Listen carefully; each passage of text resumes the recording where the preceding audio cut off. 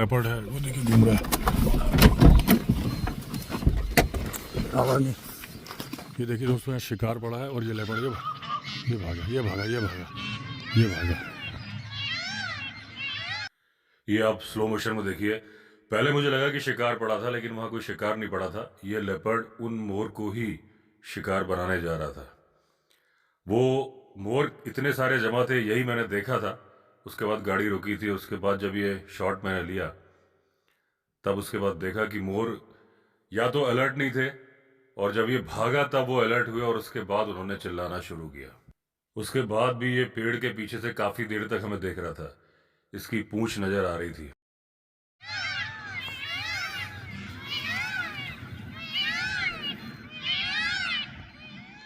इतनी बढ़िया साइटिंग हुई, कैमरा ही ऑन नहीं हो रहा था। जब ये खतरनाक मूवमेंट आता है ना, अभी पेड़ के नीचे वहाँ चलते हैं, बहुत मैंने एकदम से शमशेर से कहा, मैंने कहा कि इतने सारे मोर, तभी देखा तो वहाँ लेपर्ड था, बहुत बड़ा है। और ये वही जो हम टाइगर रोड की तरफ जा रहे हैं, वो सामने टाइगर रोड है। दिन के टाइम, अभी शाम के 5 बजे हैं, और ये देखिए ग्राउंड है, क्रिकेट ग्राउंड। जब मैं क्रिकेट मैच का वीडियो बना रहा था तो मैंने बोला था कि देखिए लेपर्ड भी देख रहा होगा। देखिए क्रिकेट मैच का ग्राउंड और वो लेपर्ड। मोर नहीं कूदे होते तो घूमता हो नहीं, उसने मुझे देखा तभी भागा। जब मैंने उनसे कहा ना आवाज़ नहीं, तभी भागा वो। यहीं बैठा होगा।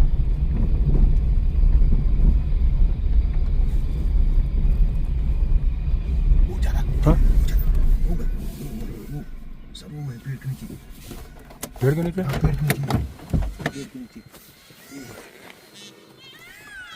कहाँ? ये जो टेढ़ा पेड़ है इसके है ऊपर, वो ऊपर गया, उस ऊपर गया, उस दिखी वहाँ से। पहले यहाँ टेढ़ा पास था, ऊपर गया। हाँ, कोई नहीं, अब नहीं आएगा इसमें।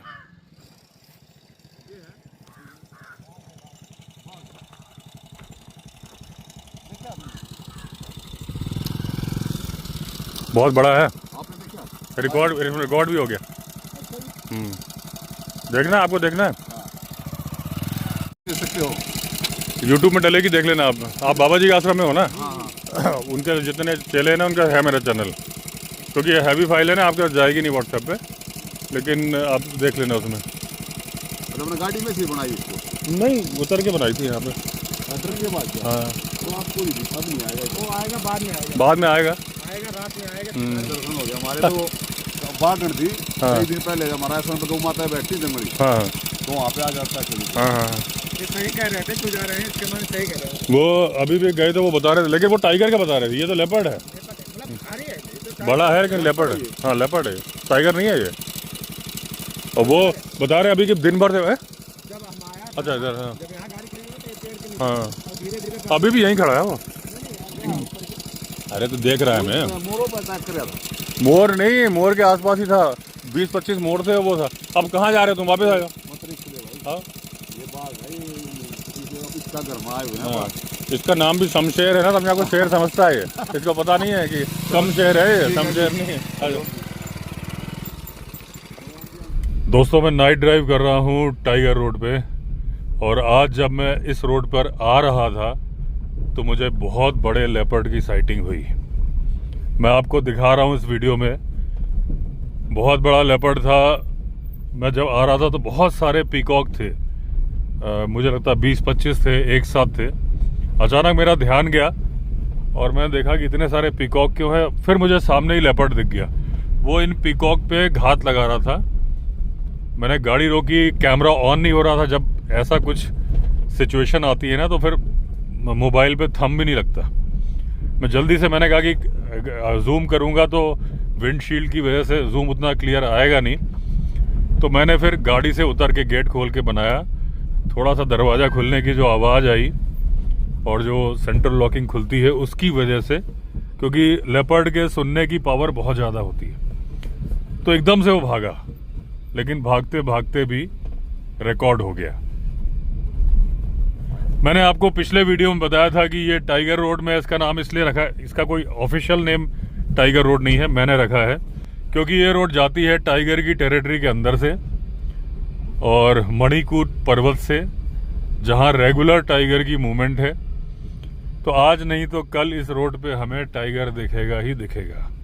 ये बात मैंने पिछले वीडियो में ही बोली थी, जिसको कि आप देख चुके हो, और आज हमें इस रोड के शुरुआत में ही लेपर्ड दिख गया। लेपर्ड भी इतना बड़ा लेपर्ड जैसे कि वो टाइगर हो। तो और मैंने पिछले वीडियो में दोस्तों आपको बताया था कि जिम कॉर्बेट ने इंडिया क्यों छोड़ा, एक वीडियो मैं पहले बना चुका हूं, और उसी के बारे में मैंने बोला था कि कुछ सर्कमस्टेंसेस है, क्योंकि जब आप वीडियो बनाते हो तो लगता है कि यार ये बात तो छूट गई, ये छूट गई, क्योंकि वीडियो स्क्रिप्टेड तो होते नहीं, जितनी बातें याद रह जाती है उतनी बोल दो, फिर वीडियो देखो तो समझ में आता है अरे ये बात तो छूटी गई।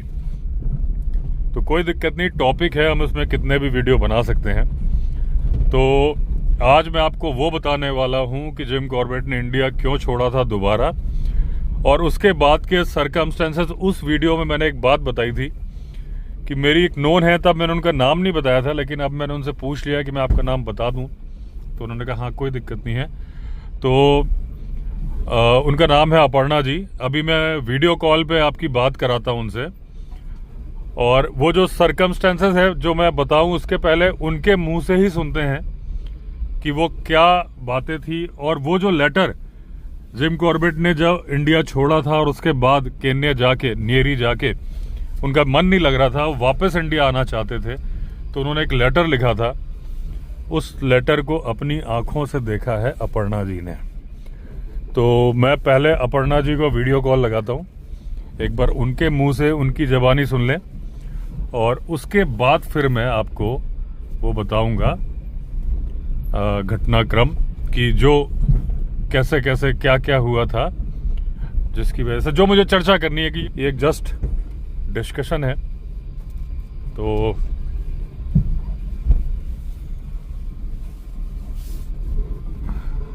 दोस्तों कॉल लगाते हैं अपर्णा जी को।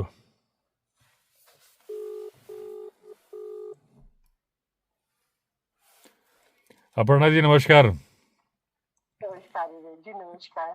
ये एक्चुअली मैं अभी ड्राइव कर रहा था टाइगर रोड पे, और अभी आज मुझे शाम को आते वक्त लेपर्ड भी नजर आया, बहुत बड़ा। तो हाँ रिकॉर्ड हुआ? हाँ रिकॉर्ड हुआ पूरा। शॉर्ट वीडियो तो मैं ऑलरेडी डाल चुका हूँ, रील भी डाल चुका हूँ इंस्टा पे, बाकी ये वीडियो भी आएगा। तो अभी जो आज मैं वीडियो बना रहा हूँ ना, ये शमशेर पकड़ो जरा, आज जो मैं वीडियो बना रहा हूँ एक्चुअली वो उस बारे में बना रहा हूँ कि जिम कॉर्बेट जब इंडिया छोड़ के गए थे, और एक बार मेरी आपसे बात हुई थी ना कि आपने बताया था कि वो इंडिया वापस आना चाहते थे, और वो लेटर भी आपने अपनी आंखों से देखा हुआ है ना? तो वो आप बताइए पूरा घटनाक्रम क्या था। जी जी जी विवेक जी, मैं जो नैनीताल है, नैनीताल में जो माल रोड है उस पर एक आर नारायण एंड कंपनी करके पुस्तकों की एक दुकान है। हाँ। पुस्तक की दुकान के जो मालिक हैं श्री प्रदीप तिवारी जी, उनसे मेरी मुलाकात 2002 में हुई थी।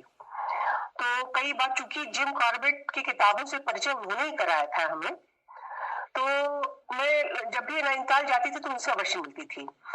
तो उन्होंने करीब 2008 या 9 के आसपास हम लोग का परिचय हो गया था चूंकि, तो वो एक बार व्यक्तिगत रूप से बात करने लगे जिम के बारे में।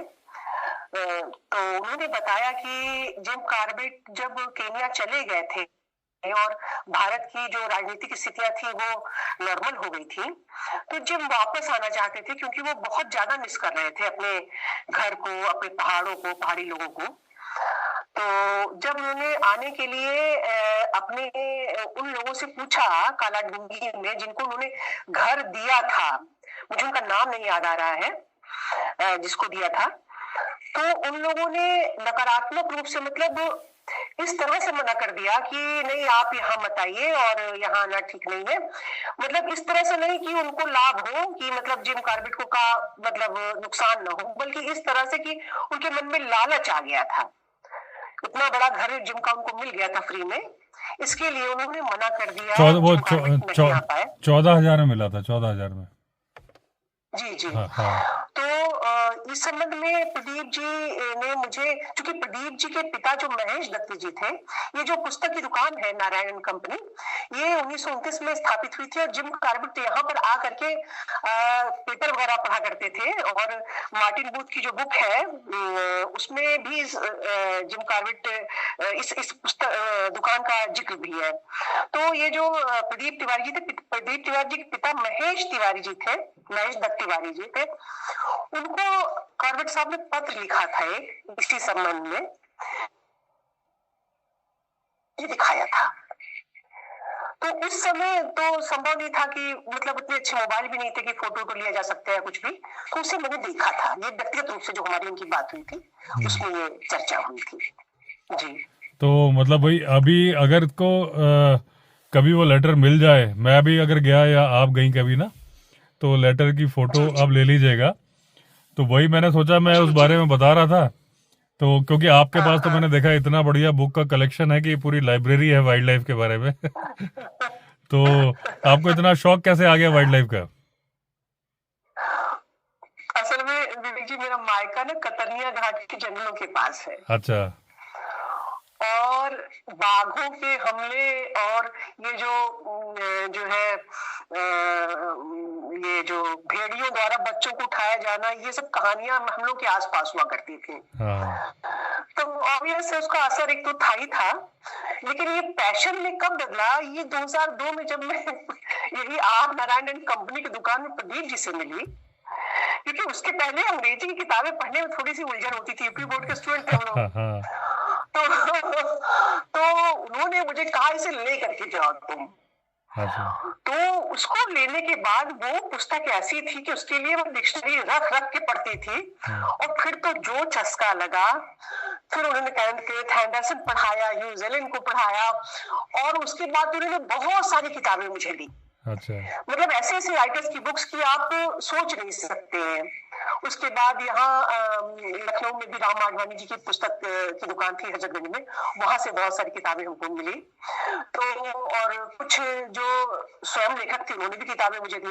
तो इस तरह से बड़ा सा कलेक्शन हो गया। तो बस यही है। चलिए, थैंक यू, बहुत बहुत धन्यवाद। मैंने सोचा कि जो आपने मुझे बात बताई थी तो मैंने कहा आपके मुंह से ही सुनी जाए। तो चलिए, थैंक यू, आपने टाइम दिया। Thank you. शुक्रिया शुक्रिया, धन्यवाद, नमस्कार। नमस्कार। तो दोस्तों, अभी मैंने आपकी अपर्णा जी से बात कराई, तो जो मैटर मैं बता रहा था कि जिम कॉर्बेट ने डिसीजन ले तो लिया था कि इंडिया उन्हें छोड़ना है। उनका मन डावाडोल था क्योंकि उनको डर लग रहा था कि बाद में यहाँ पे परिस्थितियाँ खराब हो जाएंगी और जो उनको जो प्रिविलेजेस थे वो नहीं मिलेंगे। तो उनको जो प्रिविलेजेस मिलते थे, और वो प्रिविलेजेस क्यों मिलते थे दोस्तों, थोड़ा सा ना हम अगर जिम कॉर्बेट की लाइफ को देखेंगे, थोड़ी कंट्रोवर्शियल बातें हैं जो मैं बोलने जा रहा हूँ, लेकिन जो सच है वही बोल रहा हूँ, जो कहीं ना कहीं कागजों पे है, ठीक है ना। तो जैसे अभी जो अपर्णा जी ने भी बात बोली, तो उसमें भी मतलब कोई ऐसे अदरवाइज लेने वाली बात नहीं है, क्योंकि वो बुक राइटर ने जो उनको बताया वो उन्होंने बोला, जो उन्होंने लेटर अपनी आंखों से देखा है ना। तो अगर वो किस्मत हुई तो शायद आपको दिखाने का मौका भी मिल जाएगा। तो मतलब किसी को बुरा मानने वाली बात नहीं है, लेकिन जो डिस्कशन है वो हम कर रहे हैं। तो जिम कॉर्बेट का दोस्तों क्या था कि जो बातें हैं अलग अलग राइटर ने लिखी हैं, उसमें एक कंट्रोवर्शियल बात है, वो नहीं बोल रहा मैं, तो क्योंकि बच्चे भी देखते हैं सब अपना चैनल। बाकी बात ये बता रहा हूँ कि जिम कॉर्बेट ने सबसे पहली बात तो शादी क्यों नहीं की, ठीक है ना। तो उसके बारे में कहीं पे बुक में लिखा है, अगर आप कभी, क्योंकि इस बारे में हम वीडियो बनाते रहेंगे, चर्चा करते रहेंगे। जैसे पिछली बार मैंने बताया था कि मैं नाम नहीं बता सकता किसने मुझे बताया, लेकिन बाद में फिर मैंने इस वीडियो में तो देखिए वीडियो चैट ही करा दी, और वो ऑथेंटिक बात कि किस बुक शॉप से मालूम चली थी वो बता दी। तो हो सकता है अगली बुक में आपको, तो हो सकता है अगले वीडियो में आपको रेफरेंस भी दे दूंगा। अभी मैं मेन बात बता देता हूँ। बात यह है कि जिम कॉर्बेट के शादी नहीं करने की वजह से एक रीजन बोला जाता है कि उनकी माँ और उनकी बहन मागी, जो कि उनसे 1 साल बड़ी थी, वो नहीं चाहती थी कि ये शादी करे। और उसके बारे में ये कहा जाता है कि माँ ये चाहती थी कि बड़ा होके ये बेटा मेरा होनहार टाइप का है, मेरी देखभाल करे। तो एक लड़की से, ब्रिटिश लड़की से अफेयर हुआ था जिम कॉर्बेट का, लेकिन वो जो कोर्टशिप पीरियड था उसमें रुकावट डाली थी उनकी मदर ने और उनकी बहन मागी ने।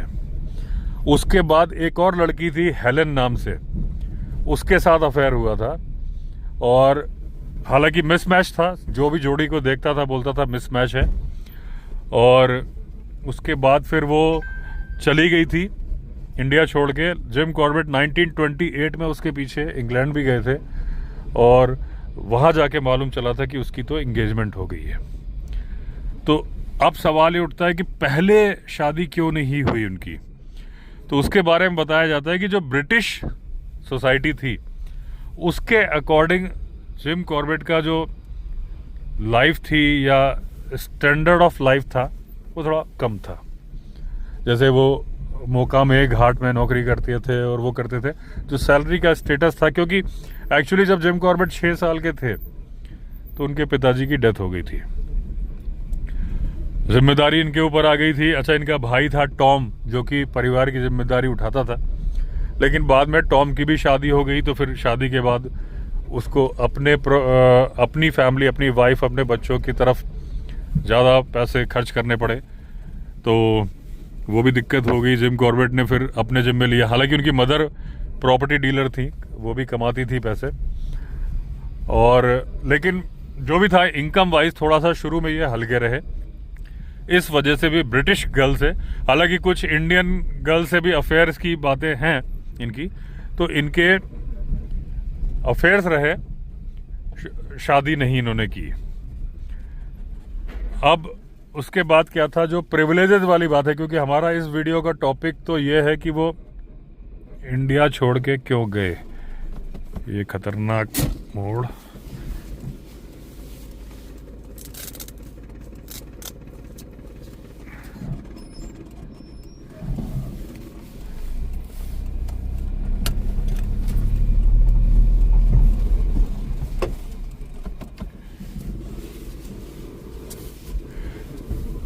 तो जब अगर तो मैं बोल रहा हूँ कि भाई वो ब्रिटिशर्स के अकॉर्डिंग उनका लाइफस्टाइल थोड़ा सा लो था, इसलिए ब्रिटिश लड़की से शादी करने में थोड़ी दिक्कत थी। तो फिर वो हाई प्रोफाइल कैसे हो गए, फिर उनका प्रिविलेजेस कैसे हो गए। तो हुआ ये दोस्तों कि पहले वो थे, उसके बाद वो उन्होंने आर्मी भी ज्वाइन की थी। जब वो 38 ईयर्स के थे, पहले तो उनको मना कर दिया कि वो ज्वाइन नहीं कर सकते, लेकिन उसके बाद फिर जहाँ तक है 1917-18 की बात है, बहुत ज़्यादा रिक्रूटमेंट की ज़रूरत पड़ने लगी, तो उनको फिर रिक्रूट कर लिया गया। लेकिन क्योंकि वर्कर अच्छे थे, उन्होंने बहुत अच्छे से काम किया। उसके बारे में कभी फिर हम वीडियो बनाएंगे, टॉपिक से नहीं तो भटक जाएंगे। तो उनका प्रमोशन भी कर दिया गया था, मेजर बन गए थे, और कई बार उन्होंने कई अलग अलग फील्ड में काम किया, उसके बारे में अलग से बताऊँगा। फिर हुआ क्या, वो नैनीताल के म्यूनसिपल कॉरपोरेशन के वाइस प्रेसिडेंट, मतलब वाइस चेयरमैन बन गए थे। तब उनका सोशल स्टेटस थोड़ा बढ़ा, और उन्होंने 1915 में ये जो काला डूंगी वाला छोटी हल्द्वानी गांव है जो उन्होंने बसाया था, तो वो 1915 में उन्होंने ख़रीदा, और उसमें उनकी हेल्प करी थी जो उस टाइम के डेप्यूटी कमिश्नर थे। नाम में नहीं, उस टाइम पे जो इंडिया के लेफ्टिनेंट गवर्नर थे उनका नाम था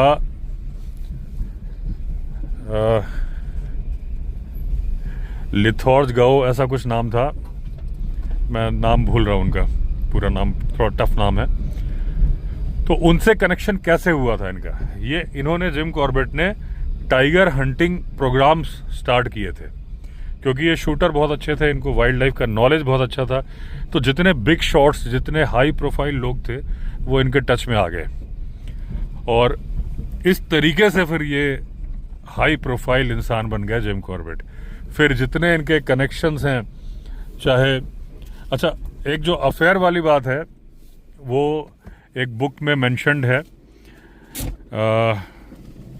मार्टिन बूथ की बुक में मेंशन्ड है, जहाँ एक मिनट गाड़ी बैक कर लूँ।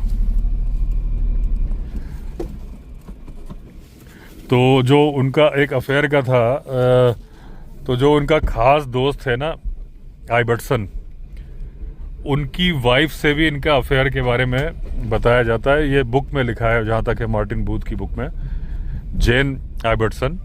और वो बहुत अच्छी शिकारी थी, खुद भी वाइल्ड लाइफ में बहुत इंटरेस्ट था। और एक मूवी भी बनी है, मैंने देखी है, और उसमें तो ये भी दिखाया है कि आइबर्टसन के नॉलेज में ये बात थी कि इनका अफेयर है। तो ये कंट्रोवर्शियल बातें हैं, लेकिन देखिए कोई मैं अपने मन से तो बोल नहीं रहा हूँ। जो बुक्स में लिखी हैं तो वो तो मैं बोल सकता हूँ ना, पढ़ के ही तो बोल रहा हूँ। तो इनके जो फिर बहुत अच्छे हाई प्रोफाइल कनेक्शंस बन गए थे। फिर ये वायसरॉय, जो दिल्ली में वायसरॉय हाउस था ना, वहाँ पे भी जाके रुका करते थे, क्योंकि इनके गवर्नर जनरल से भी रिलेशन थे बहुत अच्छे। वो सारे उन्होंने अपनी बुक्स में मेंशन नहीं किए हैं, क्योंकि उन्होंने जो बुक्स में मेंशन किए हैं ज़्यादातर जब उन्होंने मैन ईटर मारे। बिना मैन ईटर के भी टाइगर, ट्रॉफी हंटिंग में भी जिम कॉर्बेट ने बहुत मारे हैं। उन्होंने एक हंटिंग सोसाइटी बनाई थी जिसमें वो हंटिंग ट्रिप्स ऑर्गेनाइज करते थे, और उसके सिलसिले में बहुत सारे बड़े बड़े लोग उनके टच में आ गए थे। इस तरह से जिम कॉर्बेट एक वीआईपी बन गए थे यहाँ पे। तो वो मैंने पिछले वीडियो में मेंशन किया था कि जब इंडिया का विभाजन होने लगा, ये मालूम चलने लगा कि देश आज़ाद होने वाला है, अंग्रेज़ों को छोड़ के जाना है, तो सबसे पहले तो जो सर्विस में लोग थे, डीएम, एसपी या जो ब्रिटिश ऑफिसर थे, उनको ऑप्शन दिया गया देश छोड़ने का। और उसके पहले क्या था कि इनके फ्रेंड थे, उनके साथ उन्होंने केन्या में इन्वेस्टमेंट किया था। जहाँ तक था, नाम मैं भूल रहा हूँ, शायद मैं दूसरे वीडियो मेंशन कर दूंगा। तो वो इन्वेस्टमेंट किया था केन्या में। वो फिर रिटायर होके पहले ही वहाँ चले गए थे, जहाँ पे बाद में फाइनली जिम कॉर्बेट गए नेरी में। तो जिम कॉर्बेट अपनी इन्वेस्टमेंट को देखने के लिए जाया करते थे वहाँ पे, बीच में भी जब इंडिया में रहते थे। तो जब उनको लगा कि मेरा यहाँ पे वो प्रिविलेज नहीं रहेगा, थोड़ी कुछ कंट्रोवर्सीज भी थी, तो उनको लगा कि शायद हालात सही नहीं रहेंगे। तो उन्होंने डिसीजन लिया, जब उन्होंने उस टाइम के चीफ मिनिस्टर पंडित गोविंद वल्लभ पंत से बात की थी कि क्या मुझे यहाँ पे प्रिविलेजेस मिलेंगे, तो उन्होंने कहा नहीं, देश आज़ाद होने के बाद सब एक समान होंगे, प्रिविलेजेस नहीं मिलेंगे। तो उन्हें लगा कि फिर उनके दोस्त आइबर्टसन वहाँ सेटल हो गए थे। थोड़ा सा एक बात मैंने जो बताई कि जो कंट्रोवर्शियल बात है, सच है कि नहीं है, लेकिन एक फेमस राइटर ने अपनी बुक में लिखा है, मार्टिन बूथ ने, तो कि उनकी वाइफ से इनका अफेयर था, इस तरह की बातें थी। तो एक उनका वहाँ पे सर्किल था। जब इन्होंने इंडिया छोड़ा, इन्होंने अपना घर बेच दिया था 14,000 रुपये में, जो अपना ये यहाँ वाला था, जो आजकल कालाडूंगी में कॉर्बेट का म्यूजियम बन गया है। और उसमें भी जब जिम कॉर्बेट ने घर बनाया था, तो जो कमरे बेडरूम बनाया था, लेकिन जिम कॉर्बेट बेडरूम में सोते नहीं थे, वो खुले में अपना टेंट लगा के सोते थे। तो जिस जगह पे वो टेंट लगाते थे, अगर आप उस म्यूजियम में गए हैं, मेरा एक वीडियो है, अगर मुझे याद रहा तो मैं लिंक डिस्क्रिप्शन में लिंक डाल दूंगा। तो जिस जगह पे वो टेंट लगा के सोते थे, वहीं पे जिम कॉर्बेट की एक मूर्ति लगाई गई है। जैसे ही आप गेट से एंटर करते हो ना, तो एक जिम कॉर्बेट की मूर्ति दिखती है आपको, वो वही जगह है जहाँ पे जिम कॉर्बेट टेंट लगा के सोया करते थे। तो जब उन्होंने ये हो गया कि भाई अब इंडिया मुझे छोड़ना है, तो उन्होंने अपनी प्रॉपर्टी बेची। तो एक 14,000 रुपये का कर्ज था उनके ऊपर, उसके बदले में उन्होंने, जिनका कर्ज था, उनको ही अपना मकान दे दिया था, जो आजकल म्यूज़ियम है। बाद में सरकार ने खरीद के इसको म्यूज़ियम बनाया। तो वो जो कंट्रोवर्सी थी वो यहीं से थी कि जब उन्होंने आना चाहा, तो जो अभी अपर्णा जी से बात हो रही थी, तो लेटर लिखा था, तो उन्होंने जवाब दिया कि नहीं, आप मत आइए। थोड़ा सा वो लेटर मैंने तो नहीं देखा, लेकिन अपर्णा जी ने देखा है, तो लैंग्वेज उसमें कुछ वो थी, मतलब एरोगेंट सी लैंग्वेज थी कि नहीं, लोग नहीं चाहते कि आप यहाँ पे मत आइए। तो वो फिर नहीं आए थे। तो जब उन्होंने जाने का डिसाइड कर लिया, तो मकान बेचा, अपनी प्रॉपर्टी बेची। उसके बाद जो छोटी हल्द्वानी गांव बसाया था, तो वो उनकी ज़मीन जो थी उनके सबके नाम पट्टे लिखा दिए, और जब वो केन्या चले गए उसके बावजूद वो लगान और टैक्स वगैरह भरते रहे। गवर्नमेंट के टैक्स वहाँ से ही भर रहे थे उन लोगों के लिए। अपनी एक बंदूक गिफ्ट में दे गए शेर सिंह को, जो शेर सिंह की चौपाल है। मैं उसका भी मैंने वीडियो बनाया है। मैं उनके गांव भी गया हूँ, छोटी हल्द्वानी। एक नाइट मैंने स्टे भी किया था, तो वो शेर सिंह की चौपाल भी दिखाई थी। मैं वो वीडियो भी डिस्क्रिप्शन में डाल दूंगा अगर आपने नहीं देखा है तो। और मोती हाउस भी दिखाया था मैंने, जो उनके दोस्त थे मोती सिंह, जहाँ पे वो बैठा करते थे। और शेर सिंह की चौपाल तो वैसी की वैसी है, और वो बंदूक थी। लेकिन जब मैं गया था उस टाइम पे वो बंदूक थाने में जमा थी, तो मैं बंदूक नहीं दिखा पाया था वीडियो में। तो वो उन्होंने गांव की सुरक्षा के लिए दी थी। एक बाउंड्री वॉल बनाई थी गांव में, जो कि आज भी है, ताकि जंगली जानवर ना आए। और बोलते हैं कि आज भी किसी भी इंसान की मौत नहीं हुई है उस छोटी हल्द्वानी गांव में जंगली जानवर के हमले से, जबकि एकदम घने जंगल के नज़दीक में है। हालांकि कुछ पालतू जानवर लेपर्ड वगैरह ने मारे हैं, टाइगर वगैरह ने, इंसान पे हमले नहीं हुए। तो जब ये अपनी सारी प्रॉपर्टी बेच दी, उसके बाद उनको ट्रेन पकड़नी थी। राम सिंह थे उनके दोस्त जो गांव के, जब उनको मालूम चला तो वो छोड़ने गए।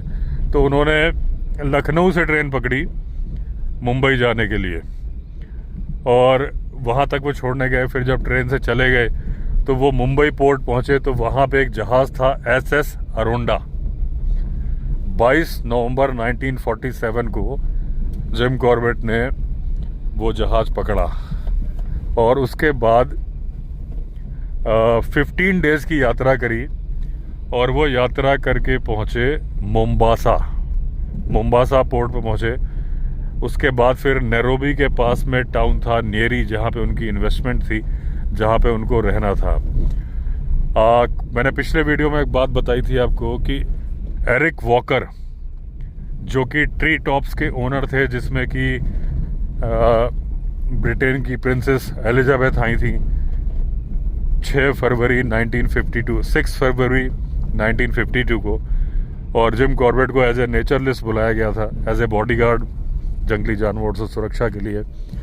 रात भर वहाँ रहे थे उनकी सुरक्षा के लिए। जिम कॉर्बेट सीढ़ियों पर बैठे रहे थे ऊपर, और प्रिंसेस ने वहाँ पे साइटिंग की थी, राइनो की साइटिंग, और चाय वगैरह भी उन्होंने ओपन डेक पे पी थी। सुबह से आ गई थी वो, कैमरे से फोटोग्राफी कर रही थी। उसके बाद फिर सुबह 10 बजे वो उतर गई थी। हालांकि खरगोश है दोस्तों सामने।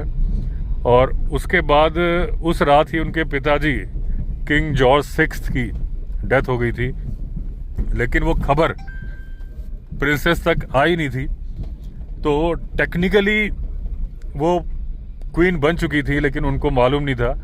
तो दोपहर को आई थी, उसके बाद वो सुबह 10 बजे उतर गई, और वहाँ से वो आउटस्पैन होटल में गई, जो कि एरिक वॉकर का था, जिन्होंने उनको इनवाइट किया था, जिनका ट्री टॉप्स था।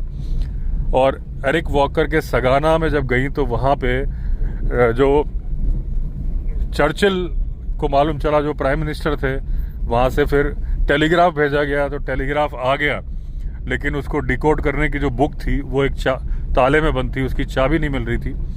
काफ़ी देर बाद जब डिकोड किया गया, ईस्ट अफ्रीकन स्टैंडर्ड्स नाम का एक अखबार था, उसके एडिटर ने जब प्रिंसेस के सेक्रेटरी को फ़ोन किया, मिस्टर मार्टिन को, कि क्या ये जो खबर आई है टेलीग्राम में सच है। उन्होंने कहा क्या खबर है। जब मालूम चला कि किंग की डेथ हो गई, तो उन्होंने प्रिंसेस को नहीं बताया, उन्होंने बताया उनके हस्बैंड को, ड्यूक फिलिप को। वो बिल्कुल वो बोलते हैं ना, झंझोड़ के परेशान हो गए, इतने ज़्यादा उनको शॉक लगा। भले ही उनको लंग कैंसर था किंग को, लेकिन उनकी एज कुछ भी नहीं थी, 56 ईयर्स की थी। डेथ अभी होने की संभावना नहीं थी, लेकिन हो गई थी। तो फिर उन्होंने अपनी वाइफ प्रिंसेस एलिजाबेथ को नहीं बताया। वो एक गार्डन पे बोले चलो वॉक करने चलते हैं। वॉक करने के टाइम पे दोपहर के 2:45 पे उन्होंने बताया, तो प्रिंसेस को भी झटका लगा, वो भी हिल गई। फिर इमीडिएटली डेकोटा हवाई जहाज़ से वो वापस गई, लेकिन अपनी जिम्मेदारियों का उन्होंने निर्वहन किया। सारी जगह अपोलॉजी लेटर लिखा, जहाँ उनकी ट्रिप थी कैंसिल करनी पड़ी। चेहरे पे मुस्कुराहट थी जब लोगों की तरफ देखा, लेकिन चेहरे से बहुत परेशान थी।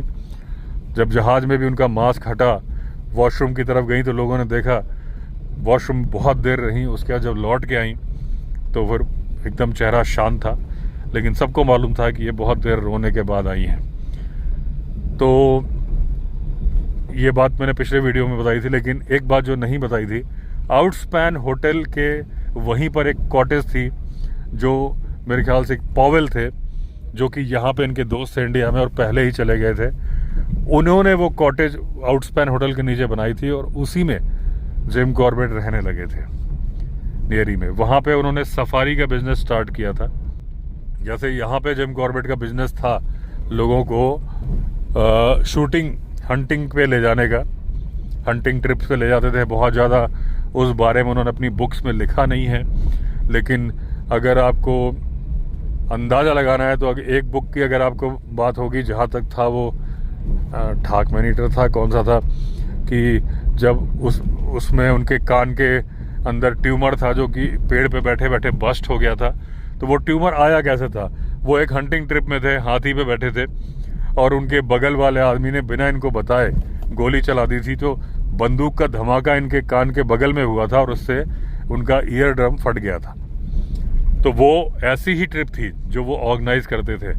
एक और ट्रिप के बारे में उन्होंने एक बार एक बुक में जिक्र किया है कि हाथी पे बैठ के वो जा रहे थे और दो उल्लू लड़ रहे थे, और या एक उल्लू या एक ईगल दूसरे उल्लू को पकड़ने की कोशिश कर रहा था, वो ऊपर उड़ता जा रहा था। और एक क्रिकेट के मैच की तरह से लोग अपने शिकार को छोड़ के और वो कर रहे थे क्या ये बचेगा क्या नहीं बचेगा, और जब वो बच गया तो लोगों ने तालियां बजाई थी। ये भी जिक्र किया है। तो ये भी इसी तरह की एक ट्रिप थी। ऐसी ही एक ट्रिप का अगर आपको याद हो कि जिसमें उन्होंने कहा था कि टाइगर जेंटलमैन होता है, जब वो अपने काला डूंगी वाले घर के पास में ही एक जगह गए थे, तो शिकार ट्रिप पे ही हाथी पे निकले थे। जब उनको एक जगह खून मिला था और उतर के गए हाथी से, तो देखा तो टाइगर झाड़ी में बैठ के हिरन को लेके बैठा था, इनसे मुश्किल से 2-3 फीट की दूरी पर। और इन्होंने जब झाड़ी हटाई थी तो टाइगर कुछ इस तरह की निगाहों से इनकी तरफ देख रहा था कि आई विल बी डैम्ड, कोसा मुझे जाएगा, हरकत तुम कर रहे हो। तब उन्होंने कहा था कि टाइगर जेंटलमैन होता है। उसने मेरी तरफ देखा और उसके बाद वो उछल कर भाग के चला गया था। ये वही स्पॉट है दोस्तों जहाँ भी हम पहुँचे हैं, जहाँ शाम को 5 बजे हमें लेपर्ड की साइटिंग हुई है। तो ये घटनाक्रम था जिम कॉर्बेट जब गए थे, और उसके बाद वहाँ पे जाके उन्हें इंडिया की याद बहुत ज़्यादा सताने लगी थी। और उनके एक लेटर तो वो नेट पे अवेलेबल है, अगर मुझे मिल गया तो मैं डाल दूंगा साइड में स्क्रीन पे, कि उन्होंने लिखा था कि मुझे इंडिया की याद आती है और अच्छा है कि आप मेरा तारीफ़ करते हो, जो जिन्होंने तारीफ़ की थी आपकी बुक्स की। उन्होंने कहा एक बुक में और लिखने वाला हूँ, लेकिन अभी मेरा मोतियाबिंद मुझे बहुत ज़्यादा परेशान कर रहा है। तो जब मैं इंग्लैंड जाके ऑपरेशन करा लूँगा उसके बाद एक बुक लिखूँगा, लेकिन वो ऑपरेशन कराने कभी जा नहीं पाए। उसके पहले ही उनकी हार्ट अटैक से डेथ हो गई। और उन्होंने जो आखिरी बुक लिखी थी ट्री टॉप्स, बस उसके कुछ दिनों के बाद ही उनकी डेथ हुई थी। तो ये घटनाक्रम था कि उन्होंने क्यों छोड़ा। तो उन्होंने छोड़ा इसलिए कि उनको लगा था कि जो इंडिया के हालात, ठीक है तब तक हालात सुधर चुके थे जब उन्होंने छोड़ा था, क्योंकि पार्टीशन और देश आज़ाद हुआ था अगस्त 1947 में। कॉर्बेट ने इंडिया छोड़ा था 22 नवंबर 1947 को। तब तक हालात काफ़ी सुधर गए थे, कानून व्यवस्था बन गई थी, लेकिन प्रिविलेजेस वो नहीं मिल रहे थे जिसके कि वो आदी थे। तो वो उस कॉलोनी में, नियरी इंडिया में जो ब्रिटिश कॉलोनी थी, उन्होंने वहाँ पसंद किया क्योंकि वहाँ पे उन्हें वो प्रिविलेजेस थे। कुछ कंट्रोवर्सीज थी, उनसे भी थोड़ा परेशान रहते थे। लेकिन जब वहाँ वो चले गए और उन्होंने देखा कि इंडिया के हालात ठीक हैं और जो उनको खबर मिल रही थी, तो वो वापस आना चाहते थे। किन्हीं कारणवश वो जो लेटर वाली कहानी मैंने बताई थी वो नहीं आ पाए थे, और वहीं नियरी में उनकी डेथ हो गई थी और वहीं उनको दफना दिया गया था। हालांकि उनकी इच्छा थी कि उनका अंतिम संस्कार किया जाए, उनको जलाया जाए। वो किस कारण से पूरा नहीं हो पाया मुझे नहीं मालूम। तो ये घटनाक्रम था जो मैंने आज नाइट ड्राइव में डिस्कस किया, और भी हम इस बारे में चर्चा करते रहेंगे। अगर आपको कभी कुछ और मालूम हो तो आप मुझे कमेंट लिख के या इंस्टाग्राम पे कांटेक्ट करो। ऑथेंटिक इन्फॉर्मेशन होगी तो मैं आपसे भी वैसे ही पूछूंगा जैसे मैंने आज अपर्णा जी से पूछा। तो चलिए दोस्तों, एंड करता हूँ वीडियो को। अगर आपने चैनल सब्सक्राइब नहीं किया तो चैनल सब्सक्राइब कर लीजिए। फिर मिलते हैं, तब तक के लिए all the best. Vande Mataram. दोस्तों, जंगली सुअर बिल्कुल सामने है और बैकग्राउंड में देखिए अपना वो दिख रहा है रिजॉर्ट, अच्छा खासा बड़ा है। ये देखिए दांत वाला है, दांत है इसके, लग रहा है मुंह पूरा नहीं दिख रहा है। हाँ दांत वाला है दांत ना? वाला हाँ है, हाँ, दांत बहुत बड़ा है ये है लेपर्ड से ज़्यादा वजन वाला। लंबा सूंड है इसका।